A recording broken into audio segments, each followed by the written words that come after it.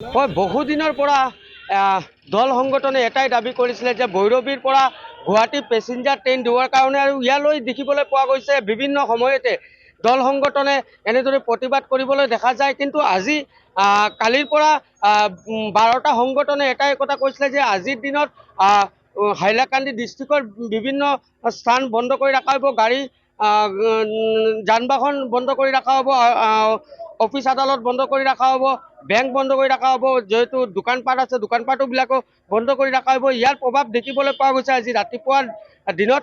আৰু ইয়াৰ দৃশ্যাংশ মই অকণমান দেখাই ল'ব বিচাৰিছোঁ যে আজি এনেদৰে বহু লোক আহি উপস্থিত হৈছে, পিকেটাৰসকল আহি উপস্থিত হৈছে আৰু ইয়াৰ এনেদৰে গাড়ী ৰখাই প্ৰতিবাদ কৰি আছে, কিয়নো ভৈৰৱীৰ পৰা গুৱাহাটী যাবলৈ পেছেঞ্জাৰ ট্ৰেইনৰ দাবীতে এনেদৰে দেখিবলৈ পোৱা গৈছে যে প্ৰতিবাদ কৰি আছে। মোৰ লগত কিছুমান লোক আছে, লোকৰ লগত পিকেটাৰসকল আছে। আপোনালোকে বন্ধৰ ডাক দিছে? আমি বন্ধ ডাক দিছো, এই কাৰণে আমি যোৱা 6 বছৰৰ পৰা আপ্ৰাণ চেষ্টা কৰি আছো। রেল কর্তৃপক্ষ আমার কোনো সাড়া দিয়া নাই, আমার পলিটিক্যাল লিডারবিলাকে এনেকে কোনো পাত্তা দিয়া নাই।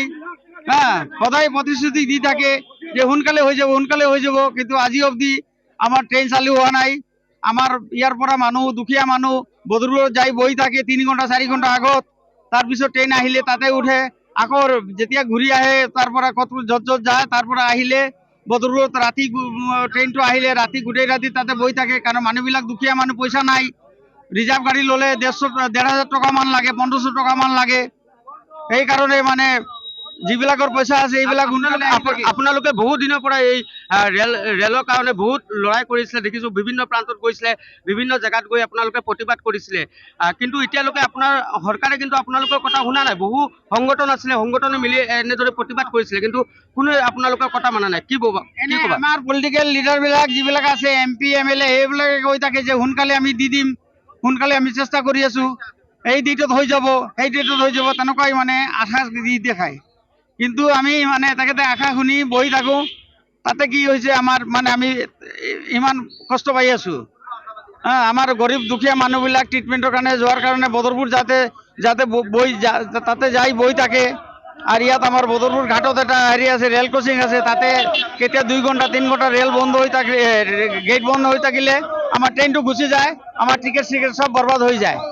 এই কারণে আমি বহুত কষ্ট পাইছো।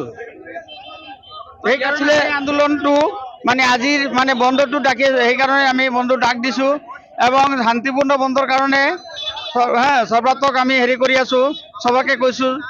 এতিয়াও খবৰত প্ৰকাশ যে আমাৰ গোটেই ডিস্ট্ৰিক্টত শান্তিপূৰ্ণ আজি মানে বন্ধ চলি আছে। এনেদৰে বন্ধৰ প্ৰভাৱ দেখিবলৈ পোৱা গৈছে যে ৰাতিপুৱাৰ দৃশ্যাংশ দেখাই আছো ND24 পৰা দহৰকলক হাইলাকান্দি মিডিল প্ৰান্তৰ পৰা, আৰু দোকানপাট বন্ধ আছে। এনেদৰে পিকেটাৰসকলে দেখিবলৈ পোৱা গৈছে যে গাড়ী ৰখাই আছে, যে যিটো ভৈৰৱীৰ পৰা গুৱাহাটী যাবলৈ যিটো ৰেল আছে, এই ৰেল দেৱাৰ কাৰণে মোৰ লগত আৰু এজন আছে, কিছুমান কথা পাতিবলৈ চেষ্টা কৰিম। যে আপোনালোকে বহুত দিনৰ পৰা কষ্ট কৰি আছে যে এই ৰেল ভৈৰৱীৰ পৰা গুৱাহাটী যাবলৈ, আপোনালোকে বহুত দিনৰ পৰা কষ্ট কৰি আছে, কিন্তু আপোনালোকৰ কথা কোনো শুনা নাই, MP কক MLA কক কোনেও শুনা নাই নেকি? কি ক'বা এই বিষয়ে? हिंदी में देखिए, हमारा डिमांड है Bhairavpur to Guwahati passenger train का। 2011 से हम लोग डिमांड दे रहे थे। भैरवपुर टू लमडिंग तब मीटर गेज था, डायरेक्ट ट्रेन देने के लिए नहीं दे रहे थे। ट्रेन रेल विभाग ये बता रहे थे, वजूहत दिखा रहे थे कि मीटर गेज में ट्रेन के इंजन नहीं है, कोच नहीं है, इसलिए नहीं दे सकते। ब्रॉडगेज आएगा तो आपको मिल जाएगा। उसके बाद में ब्रॉडगेज चालू हुआ, लेकिन एक ही ट्रेन चल रही है, passenger train Bhairavpur to Silchar.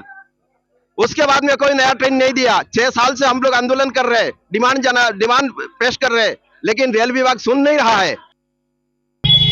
আজকে স্ট্রাইক করা হয়েছে ভৈরবী টু গুয়াহাটি ডাইরেক্ট প্যাসেঞ্জার ট্রেনের দাবিতে। আমরা 2012 থেকে সংগ্রাম করে আসছি, দাবি দিয়ে আসছি। আর 2016 থেকে, গত 6 বছর থেকে আমরা আন্দোলন করে আসছি ট্রেনের জন্য। আমাদের ট্রেন দেওয়া হয় না, দুর্লভছড়া থেকে গুয়াহাটি ট্রেন দেওয়া হয়, দুর্লভছড়া থেকে বাড়িগ্রাম ট্রেন দেওয়া হয়, কিন্তু ভৈরবী থেকে গুয়াহাটি ট্রেন দেওয়া হচ্ছে না। হাইলাকান্দির জনগণের গণদাবি, এটাকে উপেক্ষা করা হচ্ছে। সেই জন্য আর আন্দোলনের চূড়ান্ত পর্যায়ে আমাদের আন্দোলন আরো চলবে। আজকে সমস্ত জেলা বন্ধ ডাকা হয়েছে, এই বন্ধ চলবে। শুরু হাইলাকান্দি জেলা বন্ধ ডাকা হয়েছে, এই জন্য সবার কাছে অনুরোধ, আপনারা এই বনকে সমর্থন করুন ও সর্বাত্মক করে তুলুন। এই দেখেন সব দোকানপাট বন্ধ আছে, এখানে সমস্ত শহরে দোকানপাট সব বন্ধ আছে, অফিস আদালত স্কুল কলেজ সব বন্ধ আছে। আজকে বনটা একদম সফল হচ্ছে আমাদের। আপনারা সবার কাছে অনুরোধ, আপনারা আমাদেরকে সহযোগিতা করুন। এটা আপনাদের দাবি। এই ট্রেন আসবে জনগণের জন্য আসবে, আমাদের জন্য আসবে না। আমরা তো আপনাদের জন্য সড়কে আসি রোদের মধ্যে দাঁড়িয়ে। আপনারা শুধু সহযোগিতা করুন, আমরা সব সফল হব।